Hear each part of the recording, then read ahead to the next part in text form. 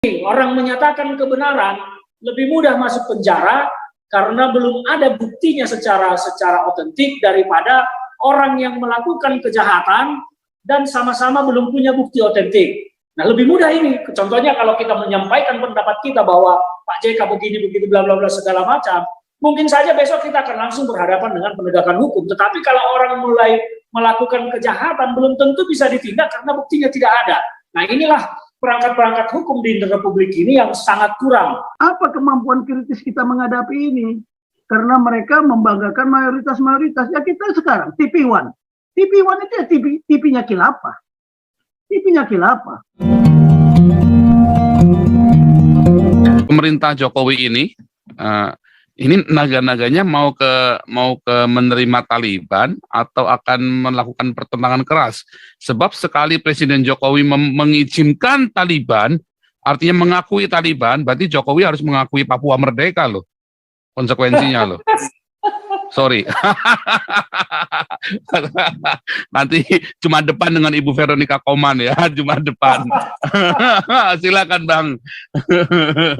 Ya, kalau sikap pemerintah Jokowi yang saya lihat hari ini ketika pemerintah memutuskan mengevakuasi seluruh WNI termasuk personil kedutaan kita di sana, artinya apa? Pemerintah sudah mengambil sikap di awal tidak mengakui Taliban.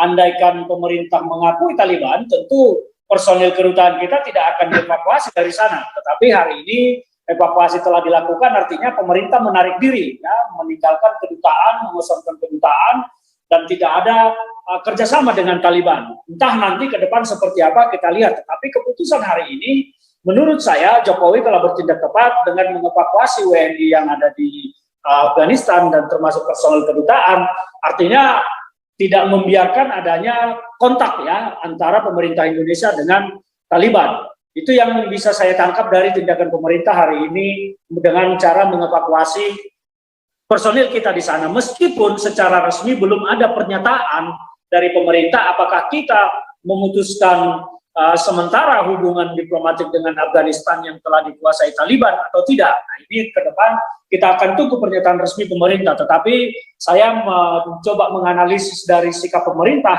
yang melakukan evakuasi, meskipun banyak pihak menyatakan Taliban tidak akan mengganggu kedutaan negara lain manapun segala macam. Tetapi pemerintah telah bertindak tepat dengan mengevakuasi WNI kita di sana. Bagi saya itu adalah sebuah pernyataan yang tidak diungkapkan dengan kata-kata bahwa Indonesia tidak menerima apa yang dilakukan oleh Taliban, karena memang dampak politiknya sangat besar kepada Jokowi kalau sampai Jokowi mau menerima dan bekerja sama dengan Taliban. Kalau kemudian Jokowi menerima itu, ya Jokowi juga tidak boleh menyalahkan nanti kalau dia tiba-tiba juga diturunkan oleh kelompok yang sama di Indonesia. Ya kan? Jadi saya yakin Pak Jokowi tidak akan merestui tindakan ini, karena ini kan adalah tindakan kudeta, makar yang dilakukan oleh kelompok teroris kepada pemerintahan yang sah. Maka apa yang diambil langkah oleh pemerintah tadi dengan mengevakuasi personil kedutaan kita dan WNI di sana, bagi saya itu adalah sebuah pernyataan yang belum diungkapkan bahwa Indonesia tidak bersedia menerima apa yang dilakukan oleh Taliban. Nah, itu pendapat saya kalau terkait dengan sikap pemerintah Indonesia. Nah, kalau tadi terkait dengan yang disampaikan teman-teman terkait dengan Pak JK, ya monggo silakan, itu hak ya pendapat saudara-saudara, teman-teman bagaimana menilai Pak JK ya secara pribadi. Tetapi di Indonesia ini kan lebih mungkin orang masuk penjara yang menyatakan kebenaran karena belum bisa dibuktikan daripada orang yang telah melakukan kejahatan tetapi memang buktinya belum juga ada.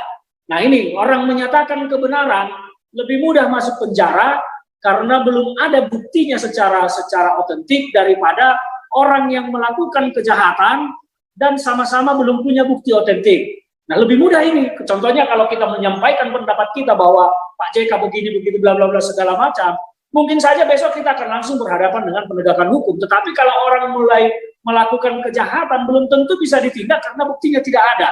Nah, inilah perangkat-perangkat hukum di Republik ini yang sangat kurang. Ini yang perlu sebetulnya diperbaiki. Saya agak mengkritisi juga dengan keberadaan parlemen kita ya, yang tidak mau mengambil sikap. Tetapi ya itulah kepentingan politik di Indonesia ini, karena memang kepentingan politik identitas ini menjadi sebuah aroma yang sangat harum yang dimanfaatkan oleh kelompok-kelompok tertentu, sehingga politik identitas ini begitu kuat pengaruhnya, bahkan politik di sini bisa mempengaruhi hukum. Nah, inilah yang terjadi. Nah, semakin tinggi pengaruh politik seseorang, apakah itu menggunakan politik identitas atau politik uang, dia akan semakin sulit tersentuh hukum. Nah, itu yang terjadi. Nah, sementara perangkat-perangkat hukum kita masih sangat kurang, seperti yang disampaikan tadi. Apa yang dilakukan oleh Pak JK sekarang? Apakah ini sudah sesuai dengan norma-norma konstitusi kita? Undang-undang ormas kita ada, jelas undang-undang kita banyak yang mengatur tentang bagaimana Indonesia menolak tindakan-tindakan radikalis. Nah, sementara dunia sudah mencap dan mengklaim, menetapkan stigma kepada Taliban itu adalah organisasi teroris. Nah, bagaimana hukum kita bisa menindak orang-orang yang mendukung kelompok teroris? Nah, tidak ada hukumnya. Akhirnya ini bisa dilakukan. Pak JK tidak salah menyampaikan dukungannya kepada Taliban secara hukum.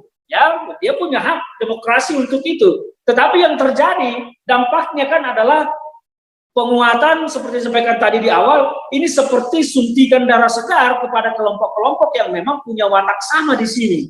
Mereka akan semakin bersemangat, semakin terdorong niatnya untuk melakukan hal-hal yang sama. Kita melihat bagaimana kemarin kelompok FPI baru muncul menyampaikan mendirikan FPI baru. Itu yang disampaikan sepanjang mereka memang tidak menerima Pancasila, pemerintah harus menolak, harus membubarkan kembali.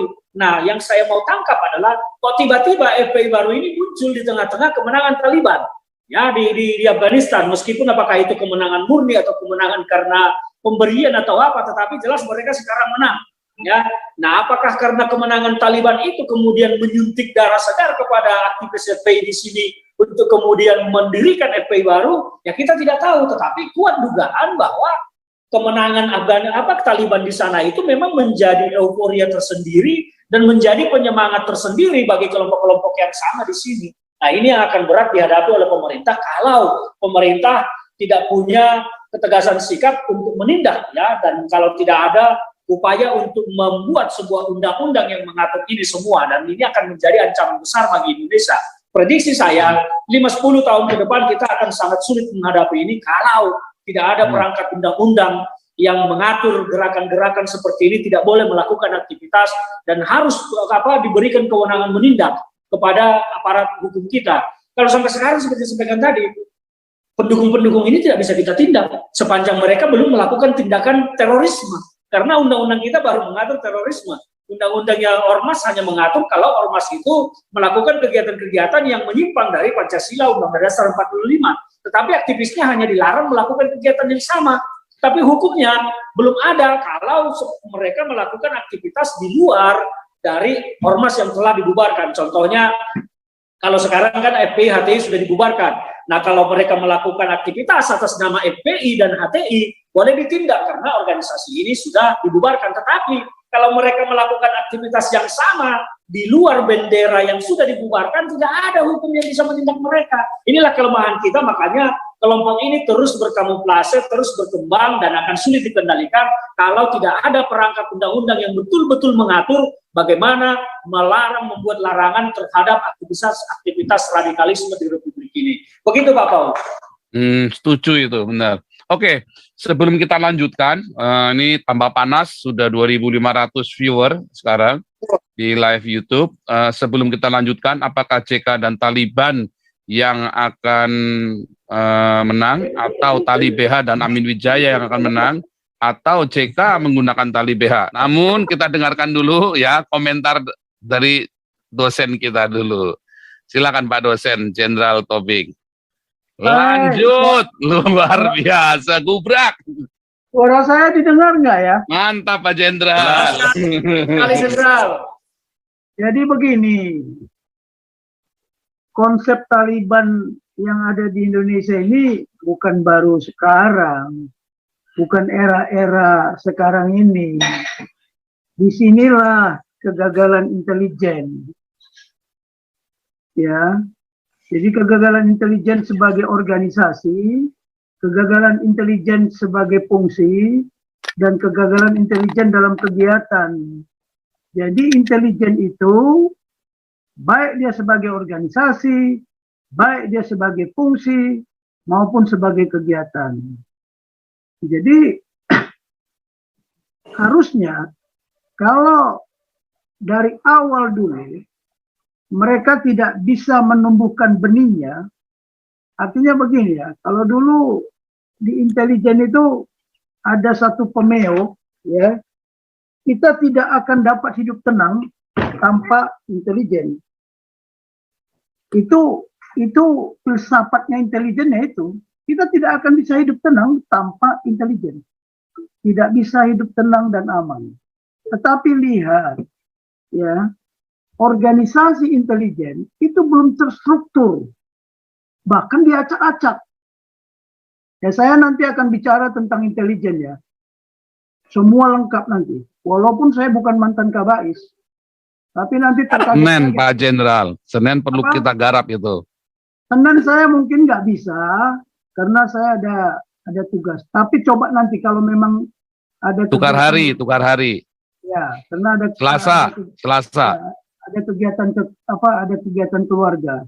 Kemudian kan saya harus ngecek juga ini anak buah saya yang tim kerja ini pada sakit semua lagi. Ya kan harus saya open lah ya, karena kepedulian itu adalah kepemimpinan. Jadi mau saya katakan, secara organisasi kita tidak terstruktur dengan benar-benar mereka melaksanakan fungsi intelijen, melaksanakan kegiatan intelijen. Makanya kita banyak kecolongan. Nah, sejak reformasi, saya beritahu aja lah, saya bongkar di sini. Saya 10 tahun ya berpikir bagaimana ada undang-undang Kamnas, karena mereka mau undang-undang Kamnas. Sebenarnya saya bilang nggak perlu pakai undang-undang Kamnas, cukup dengan Kepres. Tapi mereka nuntut terus. Tapi dibilang apa kata mereka? Ini DPR nih, ini buatnya Pak Ferdinand Hutahian kalau nanti dia jadi anggota DPR. Ya karena di DPR itu zombie semua kok. Ya, saya jujur aja zombie. Ya, jadi satu hal ya yang mereka tidak mau. Sekarang begini aja lah. Undang-undang darurat aja sekarang mereka nggak mau kan? Kenapa undang-undang lain diurusin tapi undang-undang darurat nggak mau? Nah, yang begini-begini, apakah Presiden bisa melakukan undang-undang darurat yang tahun 59? Itu juga nanti jadi masalah. Jadi beginilah, masalah Taliban ini kok langsung kita heboh ya. Kalau menurut saya nggak perlu heboh. Apakah Taliban rejim yang sekarang ini, pertanyaannya, ini harusnya dijawab sama orang Intel. Apakah Taliban yang menang ini menangnya sudah total atau hanya temporer? Karena begini, kenapa semua presiden sama beberapa menterinya berangkat ke keluar, tapi satu yang tidak keluar, siapa? Wakil presidennya. Siapa itu wakil presidennya? Itu yang harus ditanya. Dan dia declare, I take care. Dia bilang caretaker. Dan ini memang musuh bebuyutannya Taliban yang sekarang. Lihat aja. Jadi kalau saya amati kemarin bahwa siapa tokoh perorangan ini ya, bahkan dia berani tidak meninggalkan. Yang lainnya udah pasti meninggal. Kenapa dia tidak berani? Karena memang dia masih punya kekuatan. Kekuatan, dia pergi kemana sekarang? Dia pergi kembali ke tanah kelahirannya. Tanah kelahirannya itu, di situ ada istilahnya satu kekuatan, ya forces, yang anti-Taliban. Dulu yang apanya, Ahmad Masud namanya. Ahmad Masud, tapi dia dibunuh oleh Taliban, yang Al-Qaeda. Mereka itu anti kok, resisten. Nah, jangan dikira ini sudah menang. Belum. Sekarang kita harusnya bertanya sebagai seorang intel ya. Semua kita ini insan intelijen sebenarnya. Nah, sekarang kita bertanya juga, mengapa Amerika meninggalkan? Atau sebelumnya, mengapa Uni Soviet meninggalkan? Kalau Uni Soviet meninggalkan, memang dia dalam negerinya lagi waktu itu kacau balau. Amerika masuk karena memang Al-Qaeda di sana yang sedang berkuasa, dan kebetulan Al-Qaeda itu kan pimpinannya Osama bin Laden. Jadi kita harus melihat intelijen. Ya, intelijen itu perlu dipelajari. Dan satu lagi, ya, desa namanya ada distrik Panjli ya. Itu di mana si Amarullah Saleh ini wakil presiden itu lahir di sana. Itu tanah kelahirannya. Dan dia didukung penuh. Jangan dikira ya, ini dari doktrin. Jangan dikira kalau dia kecil dia akan kalah. Enggak, belum tentu. selama dia militan. Dan itu lebih militan daripada yang ini sekarang, Taliban sekarang ini. Enggak. Dia lebih militan dan mereka sangat-sangat resisten terhadap Taliban. Pertanyaannya sekarang, ya kita ini memang harus Intel yang jawab. Pertanyaan sekarang ya, apakah negara-negara perbatasan sekarang sudah tidak khawatir? Karena spillover itu saya bilang apa? Limbah kejadian yang ada di Kabul itu akan bergerak ke daerah perbatasan. Saya kira seperti Cina, dia punya perbatasan juga dengan Afghanistan, Pakistan punya, ya. Kemudian yang menjadi pertanyaan, India juga. Jadi mereka ini sekarang belum tentu Taliban itu akan berkuasa penuh di sana. Kemudian pengakuan, apakah negara-negara yang punya hak veto atau PBB mengakui rejim yang sekarang? Belum tentu. Makanya nanti kalau di dalam doktrin militer ya atau perang lah, bahkan ada terjadi counter attack, serangan balas. Belum tentu. Saya menganalisa, belum tentu dia menang.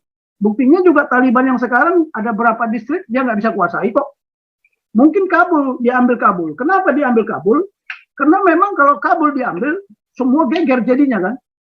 Tapi ada beberapa distrik yang belum dikuasai sama mereka. Emangnya kalau sudah menguasai Kabul, sudah menguasai semua? Oh tidak.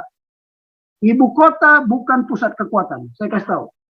Ibu kota itu bukan merupakan pusat kekuatan. Itu sudah kita buktikan juga di Indonesia. Ketika Jakarta diserbu, pindah ke Jogja. Jadi ibu kota bukan pusat kekuatan. Pusat kekuatan itu tergantung kepada siapa yang memimpin. Satu. Kemudian kebebasan bermanuver. Apakah Taliban ini bebas nanti bermanuver? Oh tunggu dulu, belum tentu. Apakah semangat Taliban itu akan tetap terpelihara? Yang sekarang kelompok Taliban, tunggu dulu. Apakah kemampuan dia akan terus didukung sama negara-negara dari luar? Karena dia pasti mendapat dukungan kan? Pasti mendapat dukungan. Ya sejak awal saya katakan. Ya mungkin apakah pernah saya sampaikan apa tidak. Setelah Perang Dingin berakhir, bipolar menjadi multipolar. Terjadi pergeseran paradigma kekuatan. Yang kedua, terjadi juga pergeseran paradigma tentang perang dan konflik. Terjadilah konflik antara non-state actor dengan state actor. Itu terjadi di sana. Nah sekarang pertanyaannya, kaitan dengan JK. Kalau dulu zamannya Pak Beni, mungkin sudah tenggelam dia di laut sana. Ya, ingat nggak? Dulu ada Petrus. Nah, tetapi kan sekarang sejak reformasi mengemukalah HAM, mengemukalah semua macam itu. Itulah menjadi tameng dia. Dia punya tameng sekarang. Dia punya benteng. Wah, siapa yang berani terhadap saya? Ada HAM. Kemudian dia berusaha. Orang dia sejak muda dulu. Kalau mau orang Intel harus berpikirnya ya. Kita kalau mau ngecek orang ini kan tokoh. Jadi di dalam Intel itu ada namanya komponen strategis. Itu tokoh perorangan itu siapa? Kalau kita mau bahas si JK ini, mulai hari lahirnya, kapan dia lahir, apa sekolahnya, semua kegiatan dia, sejak kecil dia di mana dan sebagainya. Itu kalau intelijen. Tetapi intelijen kita sekarang kan saya bilang tumpul. Semua orang teriak tumpul. Ya tapi itu tadi, mana ada yang mau dibilang kalau orang intelijen tumpul? Mana mau? Ya tapi begitu tadi, kita tidak boleh tergantung kepada dia, kita juga bisa kok, kita juga intelijen. Nah sekarang kalau JK, lihat aja kejadian-kejadian yang baru lalu, atau kegiatan-kegiatan selama ini, kemudian yang sedang berlaku sekarang, kita bisa memperkirakan apa yang akan terjadi. Apa yang akan terjadi, itulah namanya intelijen. Ya, siapa yang mengumpulkan data tentang dia? Saya tanya, ada nggak yang mengumpulkan data? Nah, sementara sejak reformasi, mungkin Pak Ferdinand nanti tahu lah ya, atau Pak Dio Tambunan, itu fakta kok. Bagaimana satuan-satuan teritorial itu dibikin lumpuh, bahkan mau dibubarkan. Yang membubarkan para jenderal pula lagi coba. Nah, padahal namanya teritorial itu intelijen teritorial yang mengetahui apa? Rak juang itu apa? Ruang alat kondisi juang yang ada di wilayahnya masing-masing. Kalau sekarang lihat, teritorial sudah malas. Kenapa? Dia tidak diberi dukungan, sibuk dengan dukungan yang lain. Nah ini yang begini-begini ini sudah Kita ini udah hancur. Sejak reformasi itu saya bilang saya udah hancur. Karena kita sibuk dengan aturan, sibuk dengan undang-undang. Sekarang undang-undang teroris sudah ada nggak? Sudah.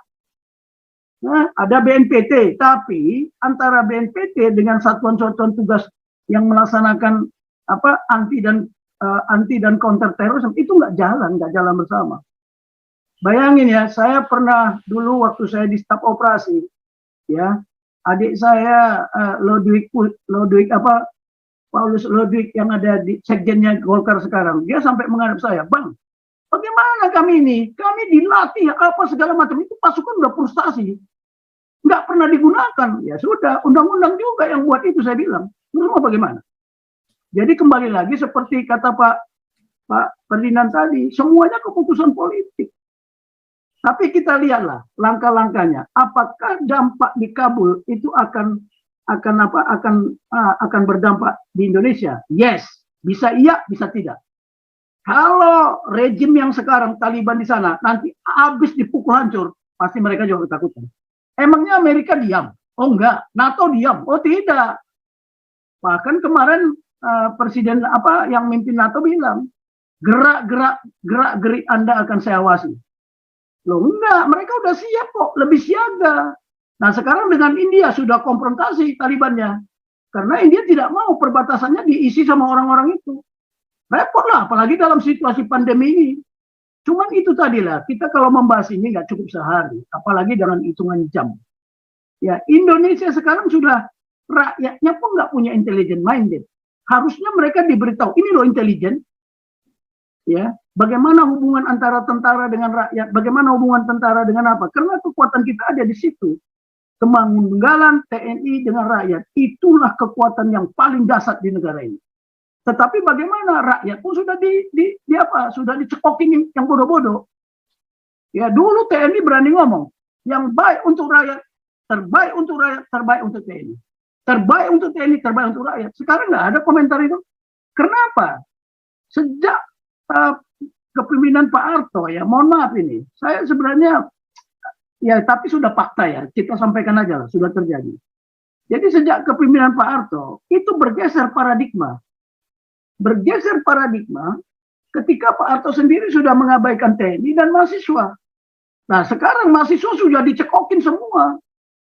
Nah sementara waktu itu TNI sudah nggak bisa berbuat apa-apa. Yaitu tadi, karena sumpah prajurit bergeser itu. Ya, sumpah prajurit bergeser itu maknanya tinggi sekali. Sumpah digeser, berubah. Tapi Pak Beni jeli. Nah yang begini-begini nggak dipahami. Mohon maaf ya, jadi kalau kita mau menganalisa Taliban ini, jangan buru-buru bahwa apa keberhasilan mereka itu nanti akan permanen. Saya kira belum, masih temporer.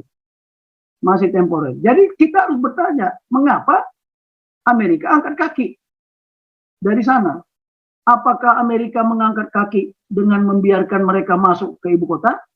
Nanti dihajar habis-habisan? Ya kita nggak tahu juga. Itu kan kemungkinan. Namanya asumsi. Namanya asumsi. Jadi biarkan mereka masuk ke dalam, kalau saya militer, biarkan mereka masuk ke killing ground, baru hajar. Ya, baru dihajar. Itu doktrin militer. Makanya kita tonton aja. Jadi kita harus berasumsi. Apakah nanti NATO atau Amerika akan menyerang kembali? Yang kedua, apakah negara-negara kawasan itu artinya khawatir dengan Taliban menang, termasuk kita kan termasuk negara kawasan Asia Tenggara. Ini yang harus dianalisa. Saya nggak tahu ya, apakah ada ATAN kita di sana. Harusnya ATAN kita itu sudah mendeteksi. Ya, ini sudah terlambat ini kalau menurut saya. Terlambat Indonesia dievakuasi sudah kejadian. Harusnya dievakuasi sebelum kejadian. Lihat Jepang, lihat negara-negara lain pandemik ini. Mereka sudah melihat bahwa Indonesia akan menjadi epicentrum. Mereka sudah angkat kaki sebelum terjadi epicentrum. Nah kita terlambat. Kenapa? Intel-intel mereka sudah jalan semua. Emangnya ATAN itu bukan intel. ATAN itu adalah intel terbuka di negara. Di negara mana? Yang resmi. Resmi dia diterima. Kalau intel yang nggak resmi, kalau dia buat macam-macam ya dibunuh. Nah, makanya sebagai organisasi kita nggak ada sinkronisasi.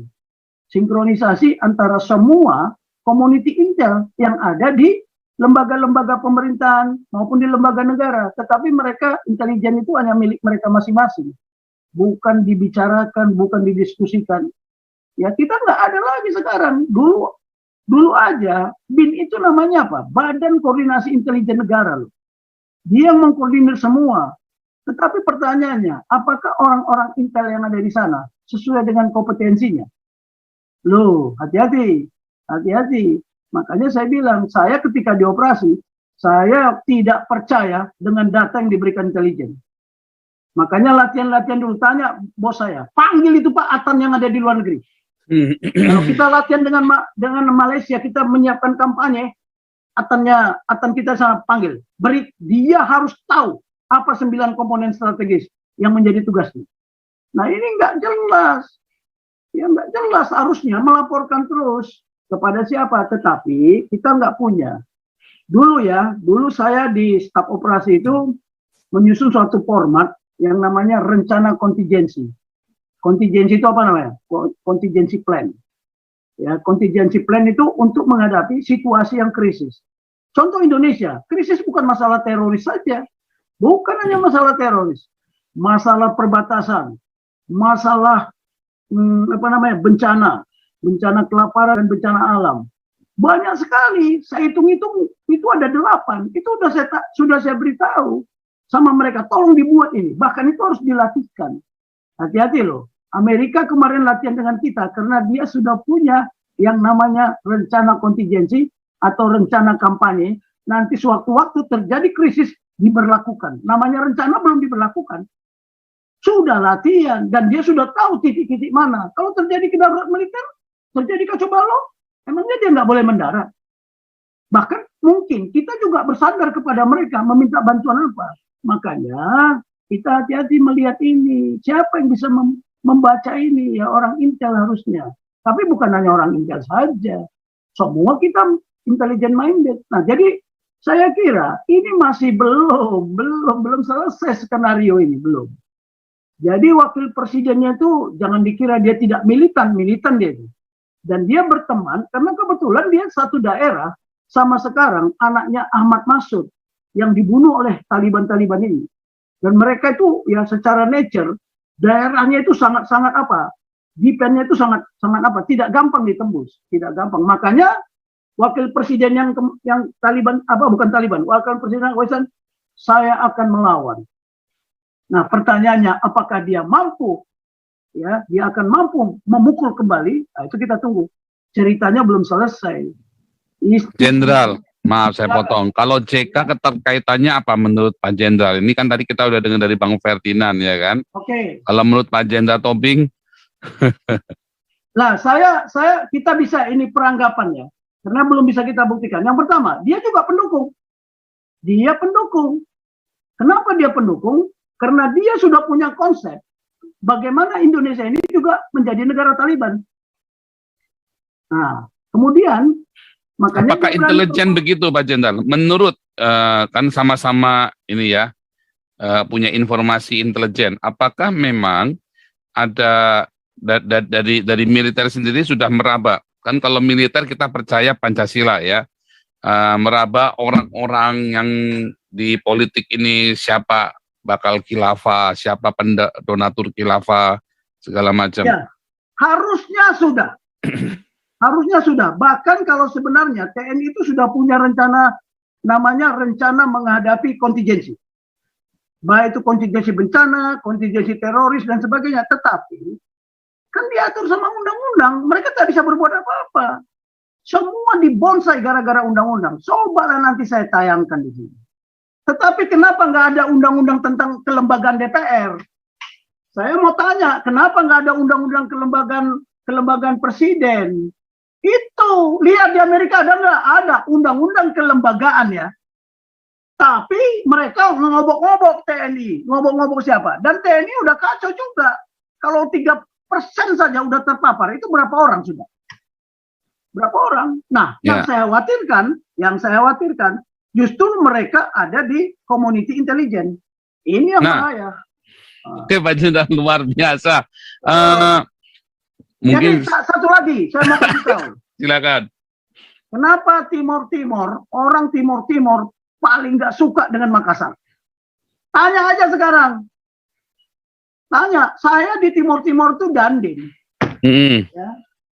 Mereka itu kalau ngecek, dia ngecek KTP. Kalau dilihat di situ suku Bugis, dibabat habis. Makanya saya dulu, waduh, ini kalau anak buah saya ada suku Bugis, harus ekstra ketat saya mengawasinya. Tapi kalau orang Timur Timur dengan Batak, wow, welcome home. Ya, kapan saja, anytime. Tapi coba orang Bugis, kenapa? Why?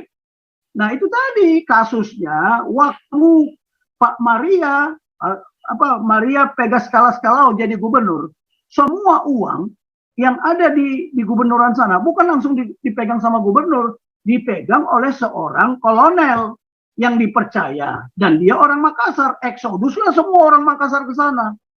Sehingga apa? Apa yang terjadi? Eksodus itu, dengan uang itu eksodus.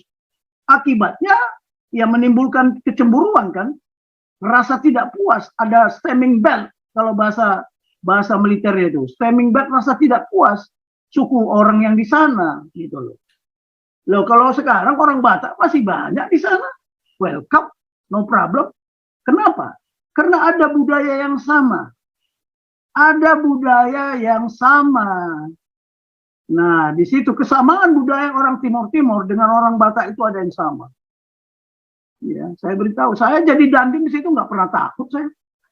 Hei, silakan datang ke rumah saya anytime. Kalau kalian mau bunuh saya, bunuhlah. Kalian yang berdosa sama Tuhan Yesus, gitu aja saya bilang.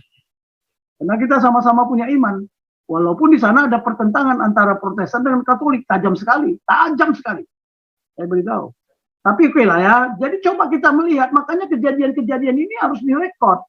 Sehingga kalau kejadian itu direkod, kita bisa menuntut dia. Ya. Nah, oke, itu aja dulu ya saya sampaikan. Karena terlalu luas ini bicara Taliban. Saya juga bukan diam saya mempelajari itu, enggak. Dan yang nanti kita lihat, kalau terjadi apa-apa dengan Taliban yang sekarang, yang sekarang merebut kekuasaan, bagaimana Taliban Indonesia? Apakah mereka mau berangkat lagi ke sana? Seperti apa yang terjadi di ISIS? Nah, nanti kita lihat. Jadi perkembangan ini kita bisa sudah memperkirakan. Tapi saya kira dalam waktu seminggu 2 minggu ini pasti ada counter attack. Ada serangan balas. Saya percaya. Karena di sana juga terjadi konflik sesama mereka. Sesama bangsanya mereka, sesama sukunya mereka juga konflik. Jangan hati-hati loh. Ada berapa suku di sana? Ya, ada berapa suku? Ingat nggak waktu Jokowi ke sana ketemu dengan presidennya? Apa kata Presiden Afghanistan? Makanya baca. Kata Presiden Afghanistan itu siapa? Si Sanip itu bilang, Sapni atau apa itu? Yang lari itu. Dia bilang apa? Hati-hati dengan Indonesia. Ingat itu. Kami aja cuma berapa suku? 5 suku. Anda sekian ribu suku. Hati-hati. Inilah kerawanan kritis kita. Kemudian apa kebutuhan kritis kita? Apa kemampuan kritis kita menghadapi ini? Karena mereka membanggakan mayoritas-mayoritas. Ya kita sekarang, TV1. TV1 itu ya TV-nya Kilapa. TV-nya Kilapa. Ya di mana Laksamana Ponto selalu hadir di situ kan. Saya pernah tegur dia kok. Anda ini belajar anti counter teroris nggak? Kalau saya itu sekolah dan dilatih. Saya tahu bagaimana. Makanya tadi kan saya